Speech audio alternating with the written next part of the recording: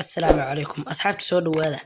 Dhacdooyinkan aan ka hadli doono maantay waa dhacdooyin aad u la yaab leh. Saad arkaysaan mootada tan halkan maraysa waxay rabtaa in ay gaariga kan weyn baasto oo ay doc marto. Laakiinse gaarigii waa uu ku hordhacay ninkiina waa uu istaagay mootada watay oo dib ayuu u soo haray. Waxaan oran karnaa run ahaantii waa dhacdo aad iyo aad u cajiib ah. Ninkan waa ruux nasiib badan qofkaani. Saad arkaysaan hadda gaarigii waa u dhacay oo waxa uu yaalaa meel halkaasna. Laakiinse ninkii sidii nin qof aan waxba ogeyn ayuu iska dhaafay doc ayuu u leexday. Waana uu dhaafay oo doc ayuu ka maray gaarigii weynaa mana uu sii firfirin. Dhacdada tan gaariga kan halkan taagan waxaa ku dhex jira darawal kan in hormaraya.